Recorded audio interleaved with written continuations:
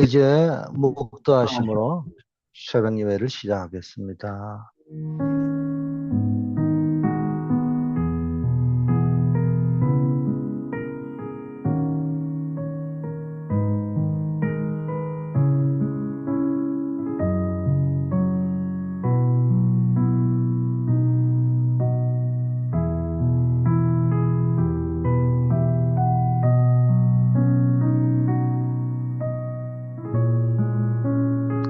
아버지 하나님, 오늘 하루도 새로운 하루를 주신 줄 믿습니다. 또 이번 한 주도 언약을 붙잡고 또 내 삶을 선교적 패러다임으로 바꾸고 하나님의 절대 계획을 붙잡고 사는 한 주간 되게 하옵소서. 예수 그리스도 이름으로 기도드립니다. 아멘. 하나님의 말씀 마태복음 11장 28절이네요. 수고하고 무거운 짐진 자들아 다 내게로 오라. 내가 너희를 쉬게 하리라. 참된 회개의 시작, 이런 제목으로 말씀을 나누겠습니다.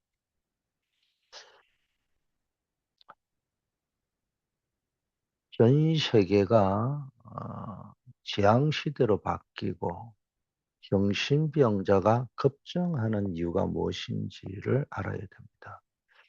선진국일수록 더 그래요. 그래서 새가족에게 오늘 가르쳐야 될 가장 중요한 것은 참된 회개의 시작이 뭔지를 꼭 알려줘야 됩니다.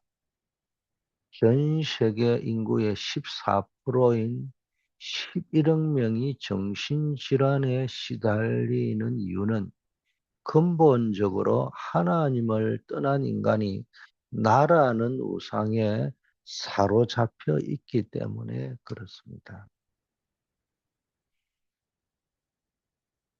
새가족에게 이 영적 질병의 원인과 해결하는 해답을 정확하게 전달했는데 참된 해결가 뭔지. 참된 해결은 뭡니까? 나에게서 빠져나와서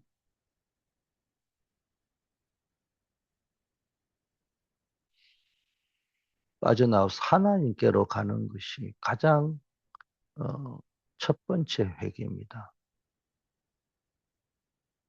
마약보다 더 무서운 것이 뭡니까? 사실은 나라는 중독이에요.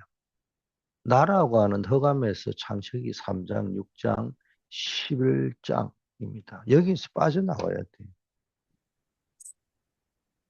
여기서 우리는 뭐 빠져나온단 말이에요. 이 한계 속에서 절대로 빠져나올 수가 없는 거예요.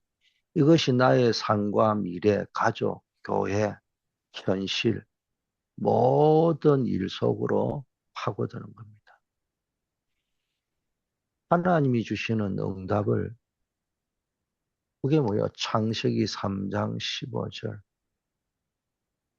6장 14절 방주, 아브라함이나 창세기 12장 1절 3절 가나안 언약, 하나님이 주신 근원적인 응답을 보니까 모든 것이 내 생각, 내 중심이고 내 입장밖에 모르며 내 주장과 내 이익을 따라 살 수밖에 없는 거예요.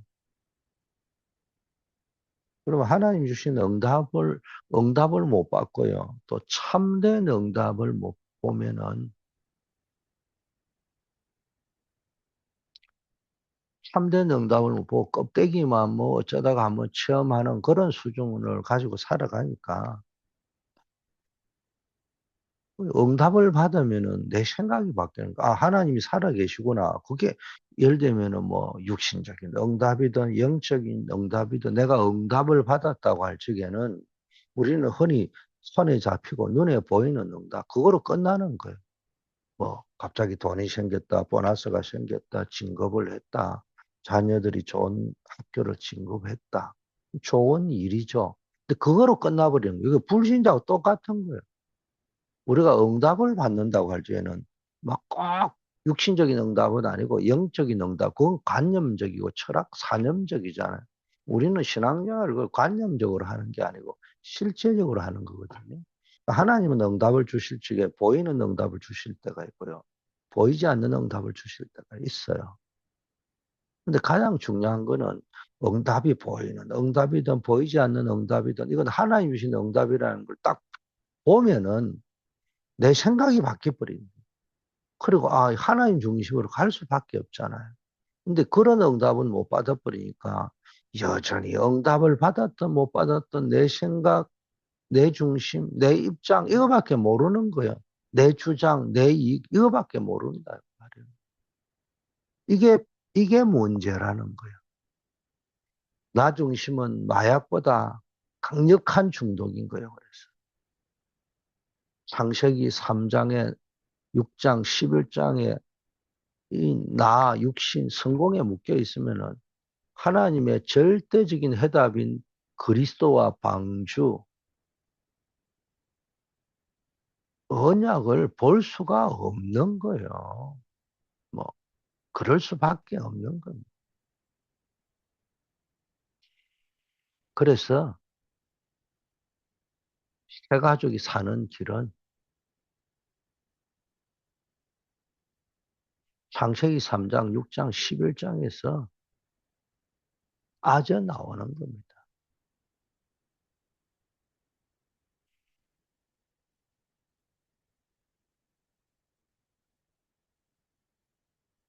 여기서 나온 사람들이 누구냐? 빠져나온 사람들. 여기서 빠져나온 사람들, 렘넌트 7명, 히브리서 11장의 사람들과 바울 팀이었습니다.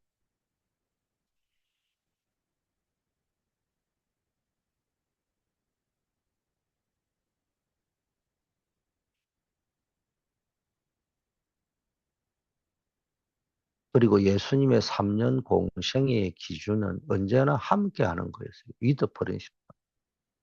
여기서 이제 우리가 합숙이라는 단어를 붙잡고 나와서 이제 그 원리대로 한번 해보자는 거예요.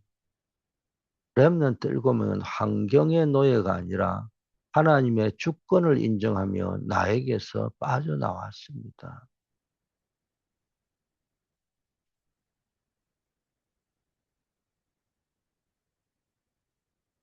주님은 제자들을 부르실 때 자기와 함께 있게 하시고라는 원리로 합숙을 진행했습니다.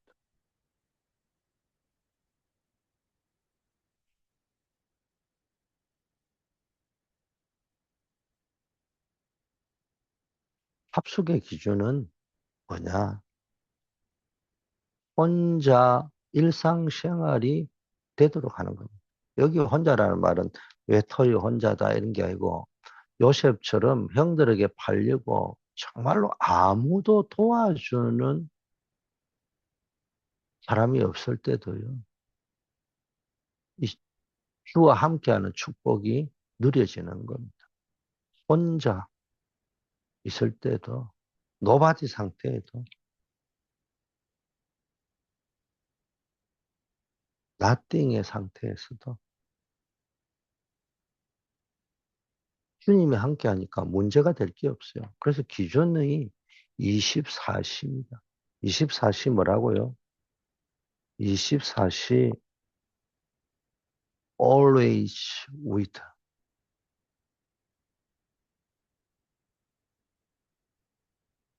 이번에 그 불가리아 가니까 볼펜 선물을 이규호 선교사님 한국에서 만들어 와가지고 주었는데 뭡니까?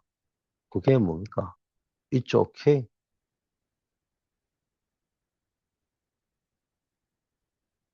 It's okay with Jesus.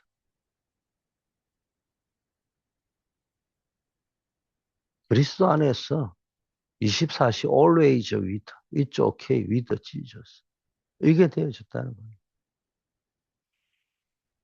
그래서 우리의 참된 훈련의 목표는 아무도 도와주지 않는 곳에서도 하나님이 함께하는 24시의 비밀을 누리는 겁니다.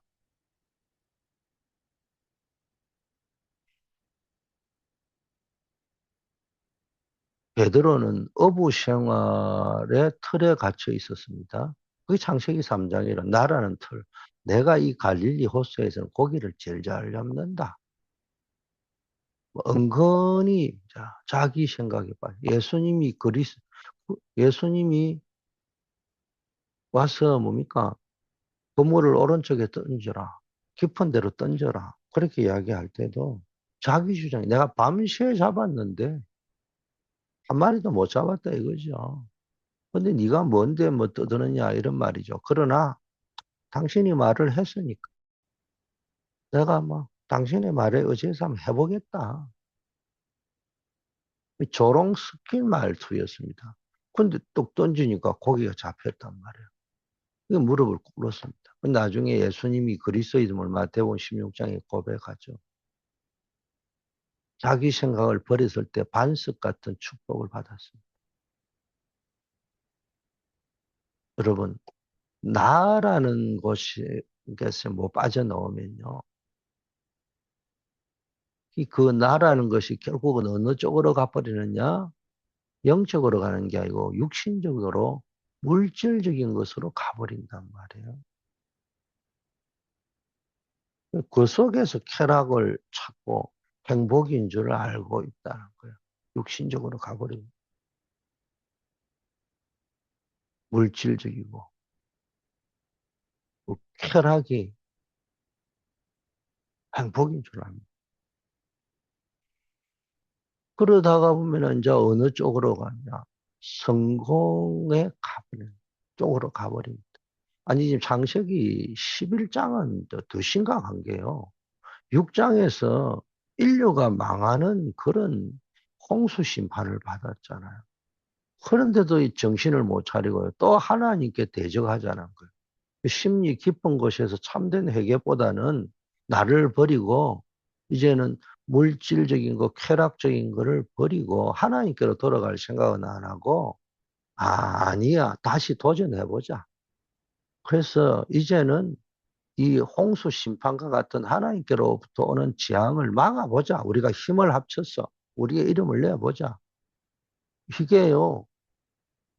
그냥 6장을 안 보고 보면은 뭐 또 그럴 수 있다 생각하는데요. 어마어마한 심판을 받아놓고도요.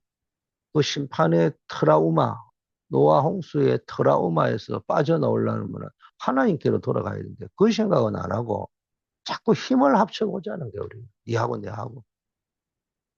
나라는 것일까.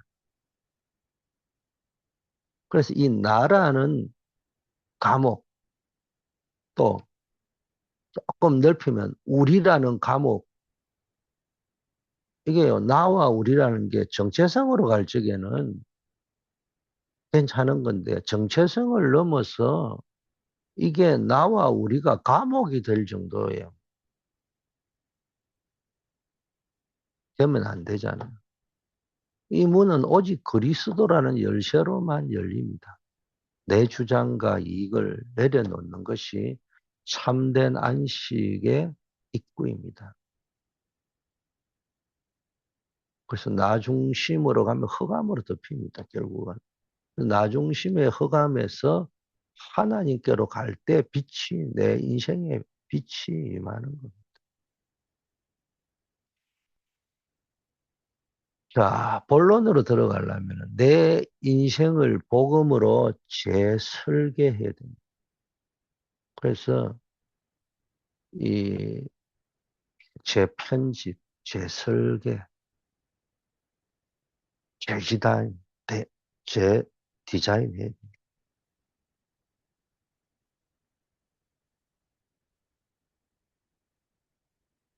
완전히 새롭게 재편집하고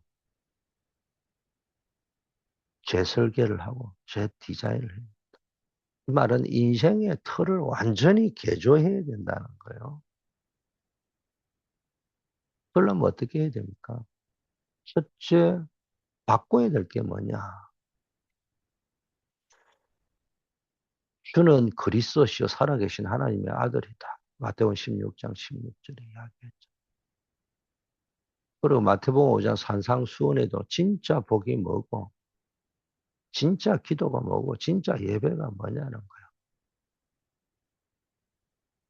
13장, 16, 17, 18 전부 비유가 뭐야? 바꾸라는 거예요. 바꾸라는 거. 그러면 세상이 가르친 택더북을 버리고 하나님의 나라의 택더북으로 인생관을 바꿔야 됩니다. 교과서를 바꿔야 돼. 내 인생 교과서를 바꿔야 됩니다.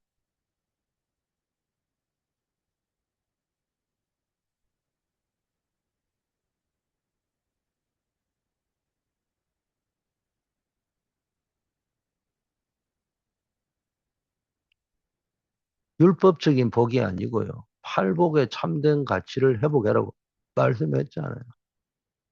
그 삭개오가 누가복음 19장에 나오는데 물질 중심의 가치관을 버리고 예수님을 만남으로 인생을 바꿨습니다. 쉽게 말해 인생 텍스트북을 교체했다는 거예요. 여러분, 내 기도 제목이 세상적인 기복신앙인지 아니면 하나님 나라의 의를 구하는 것인지 매일 점검하십시오. 아니, 복을 달라고 하면 기복이다. 그 말은 아니에요. 하나님 우리에게 복 주시겠다고 말씀하셨잖아요.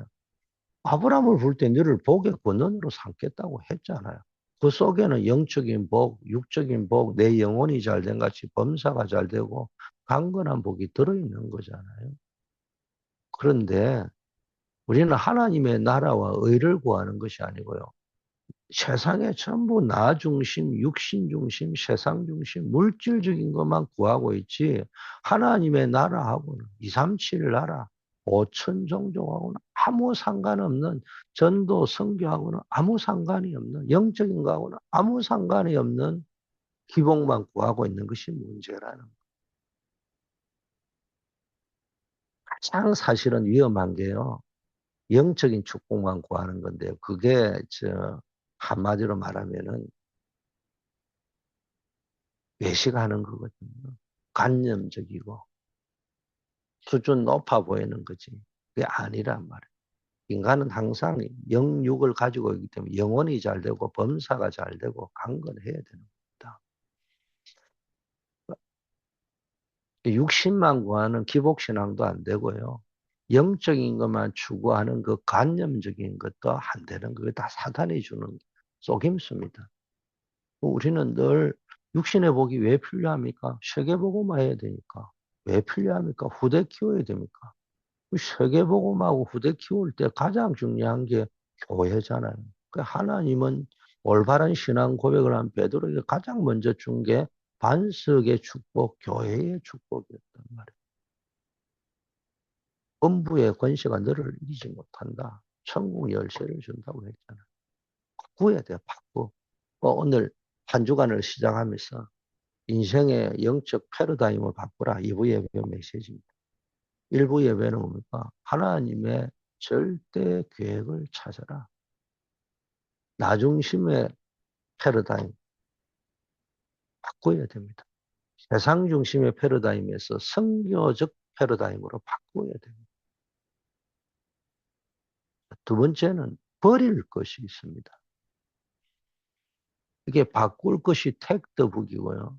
택더북이 제가 늘 이야기하는 인생의 근본 설계도를 바꾸는데 그게 뭡니까? 카버넌트. 이건 절대적 언약을 이야기하는 거예요. 절대적 언약, 일방적 언약.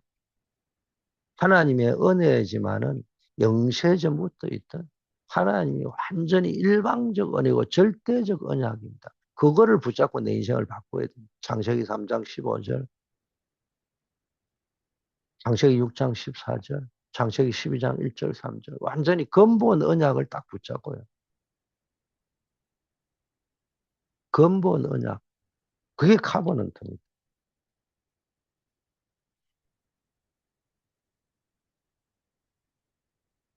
그리고 이거는요. 일방적이고요. 무조건적입니다. 자, 무조건적인 은혜와 사랑이잖아요. 자, 두 번째, 버릴 것은 뭡니까? 핸드북이라는 말이에요.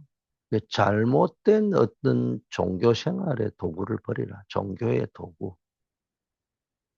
이런 표현을 하고 싶어요. 이거를 보고 이제 유 목사님은 핸드북이라고 했지만 저는 오래전부터 뭐라고 했냐. 이걸 프라미스라고 합니다.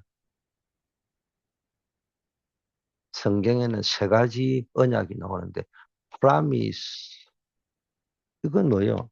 하나님이 무한하신 변함없는 무한한 언약, 변함없는 언약. 카버넌트는 무조건적인 언약이라. 이게 이제 말로 하자면은 은혜로 주신 거지만은 사실은 하나님이 언약이라는 의미보다는 계약적인 의미에서 주신 거예요.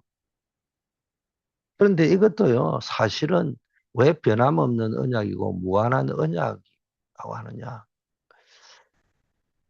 사실은 쌍방 계약을 맺는 것처럼 하시면서도 우리가 그걸 지키지도 다 못하는 걸 알아요. 꼭 우리가 뭐합니까? 아이들 키울 때 아이들을 격려하고 키워나가고 동기부여를 하기 위해서 내가 이걸 하면은 뭘 주마 이렇게 하면서 키울 때가 있잖아요. 그게 그 아이가 꼭 그걸 지키려고 하는 것보다는 방향성을 제시해 주기 위해서. 그게 이제 말씀으로 주신 겁니다. 근본 언약, 근본 복음 언약을 이야기한다면 근본 언약이고 일방적인 은혜와 사랑 이게 복음 언약이라고 한다면요. 이 무한한 언약, 변함없는 언약, 이명계약의 언약은 말씀의 언약입니다. 하나님은 말씀을 주셨다. 계약서를 쓴 거예요. 말씀 속에. 이때 버릴 것이 너. 네가 본토 친척 아비 집을 떠나 내가 내게 지시할 땅으로 가라. 여러분 제도나 율법주의, 인본주의, 신비주의, 세속주의 이런 거 버려야 됩니다.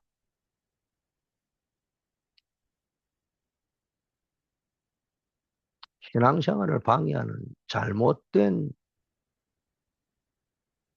지침서가 있잖아요. 가감히 폐기해야 되고 핸드북을. 사람 중심의 인본주의와 형식적인 제도는 복음의 능력을 소멸시키는 거예요. 그래서 우리가 하나님 중심으로 가려고 하면은 뭘 붙잡아야 됩니까? 하나님 중심으로 가려면은 말씀을 붙잡아야 돼. 무슨 말씀을 하시든지 그대로 하라. 그게 요한복음 2장의 말씀이잖아요. 하나님 중심이라는 말, 예수님 중심이라는 말이 뭡니까?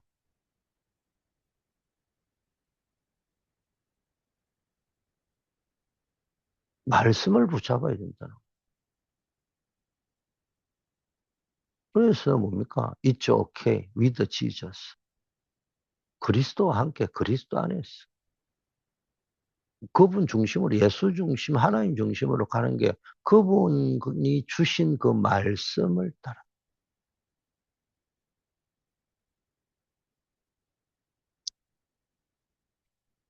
우리는 복음 중심이기도 하지만 말씀 중심으로 가야 돼요. 그래서 복음 중심이라 할 때는 카버넌트라는 의미가 있고, 피언약을 이야기하겠죠. 복음 언약이라고도 하고 피언약이라고 하겠지만은 핸드북이라고 할 적에는 약속의 언약이라는 거예요. 말씀의 언약이라는 거예요. 하나님 말씀으로 주신 거예요. 그러니까 세 번째, 그래서 우리는 세 번째 찾을 게 뭐냐면 세 번째는 찾을 것을 정합니다. 이게 뭔 말이냐? 노트북이라는데요. 성령의 세밀한 기록을 찾으라. 하나님이 인도하셨다. 보혜사 성령께서 모든 걸 가르치고 너에게 말한 모든 것을 생각나게 할 것이다. 그래서 이걸 보고 제가 테스트먼트라고 합니다. 이거는 뭡니까? 증거의 언약이라.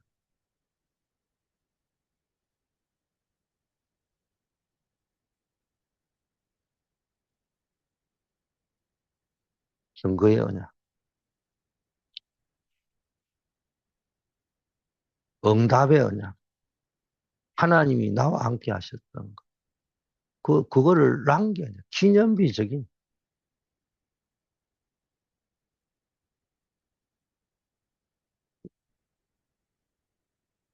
언약입니다.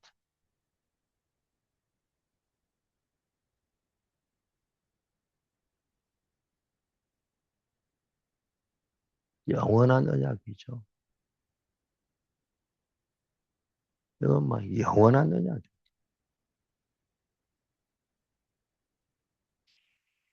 후손들에게 남겨야 될 언약입니다. 그게 노트북입니다. 그게 테스터먼트라는 거. 그래서 우리는 보통 성경을 테스터먼트라고 하잖아요. 올드 테스터먼트, 뉴 테스터먼트. 요즘 와가지고는 뭐 올드 카버넌트, 뉴 카버넌트인데 그거는 좀 너무 앉아 끼 맞추려고 하는 거고요. 그 테스터먼트가 그 안에 뭡니까? 이미 카버넌트와 프라미스 속에서 나오는 우리에게 남겨진 거는 인생의 스토리가 있어요. 요셉의 스토리. 이게 구약에 보면 스토리들이 나와. 신약에도 주와 함께 했던 스토리. 그게 테스트먼트예요. 우리는 인생을 신앙생활을 하다 보면은 나로 사는 게 하나라는 한 사람으로, 언진이라는 한 사람으로 사는 것이 아니고 그리스도와 함께하는 언진이 하나 이렇게 살아가는 거예요. 그 인생을 기록해놔. 그래서 우리는 성경은 세 가지 테스트먼트가 있어요. 올드 테스트먼트, 뉴 테스트먼트. 세 번째 뭡니까? 나우 테스트먼트. 지금 나를 예수께서 마지막에 뭐라고 말씀해요? 찾아야 될 걸 말씀해서 성령을 보내실 것이고 성령이 깨닫게 할 것이고 영원히 함께 있겠다고 약속했어요. 숨을 내쉬며 성령 받으라고 하셨잖아요. 성령 충만 받으면 증인이 될 것이라고 했잖아요. 그래서 매일 성령께서 주시는 세밀한 음성, 인도하심을 인생 노트에 기록을 해보시라는 내 계획이 아닌 성령의 인도를 찾는 것이 정인의 삶입니다. 그래서 인생의 노트에 기록을 하든 아니면 현장에도 내 인생의 이 전도 선교적 삶을 살았던 부분들을 남겨놓으면 후대들이 보면서 아 우리 엄마 이렇게 기도하면서 살았구나. 전도 선교하면서 살았구나. 그런 기념비적인 것을 후대에게 남겨줄 이걸 이정표라고 하는 겁니다.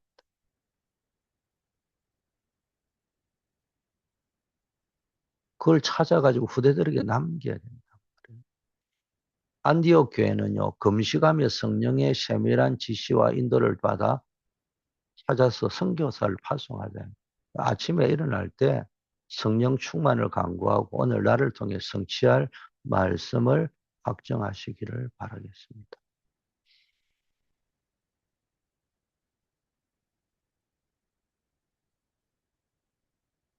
결론입니다. 여러분, 일이 안 되는 이유는요, 사람 중심이기 때문이고요. 교회가 안 되는 이유는 하나님이 아닌 사람에 대한 자꾸 중심이기 때문입니다. 새 가족에게 하나님 중심, 말씀과 기도, 전도 중심의 응답받는 참된 신앙생활이 뭔지 가르쳐야 됩니다. 그래서 나 중심에서 하나님 중심으로 돌아오는 걸 회개라고 하잖아요. 참된 회개가 뭐냐?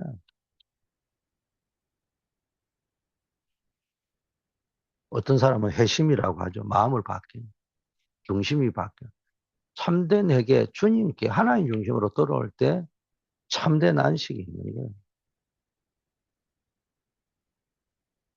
거기에 참된 힘이 있는 겁니다.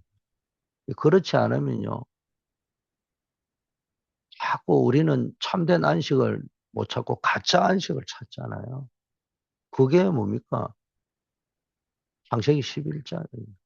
바벨탑 쌓아가지고 안식을 얻으려고 하죠. 회개는 단순히 잘못을 뉘우치는 감정적 행위가 아니라 나 중심의 창세기 3장, 6장, 11장의 허감의 틀에서 완전히 빠져나와 하나님의 보호자 앞으로 삶의 방향을 전환하는 겁니다. 마르틴 루터의 핵심. 루터는 고해 성사를 통해서 제 문제를 해결할 때만 늘 절망했어요. 그러나 의인은 믿음으로 말미암아 살리라는 말씀 앞에 자기 의를 버리고 하나님께로 돌아갔을 때 종교개혁의 역사가 시작되었습니다. 어거스틴, 방탕한 생활 속에서 영혼의 갈증을 느꼈던 어거스틴은 주님 우리를 당신을 향해 살도록 창조하셨기 때문에 우리의 마음이 당신 안에서 안식을 얻기까지는 평안이 없음이라고 고백했어요. 이게 참된 회개의 시작입니다. 회개는 감정의 정화가 아니에요. 주인을 교체하는 겁니다. 성령의 인도를 받는 것이 나라는 한계를 넘어서는 유일한 방법입니다. 모든 문제의 근본 해답은 오직 그리스도 안에 있습니다.